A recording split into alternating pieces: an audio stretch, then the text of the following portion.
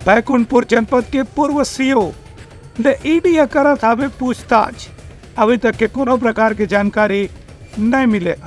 बैकुंठपुर में आज प्रवर्तन निदेशालय ईडी के अधिकारी मन के टीम एकदम बेहनिया पहुंचिस और यहाँ के पूर्व जनपद पंचायत के सीईओ राधेश्याम मिर्झा ला बुला करके उनकर से पूछताछ शुरू कर दे है। जल संसाधन विभाग के विश्राम गृह में ये अधिकारी ला बुलाए गए रही से ओकर बाद पूरा परिसर ला बंद कर दे गए है। ईडी के अधिकारी मन ये मामला में जिला प्रशासन के भी कोई मदद नहीं रहे हैं, न ही जिला प्रशासन के कोई अधिकारी ला छापा की कार्रवाई या पूछताछ की कार्रवाई में शामिल करे गए है।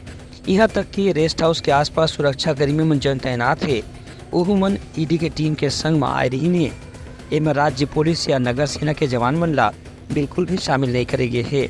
जब पूछताछ करे की कोशिश करेगी इसकी ईडी की टीम में छापे के दौरान कौन विषय में जांच करे जाते तो ईडी के अधिकारी मन के कहना रही से कि फिलहाल पूछताछ की प्रक्रिया जारी है। एक स्थिति मामला में कुछ भी नहीं कहे जा सके, प्रक्रिया पूरा होने के बाद ही जानकारी दे जाए। ब्यूरो रिपोर्ट उतलंघा न्यूज।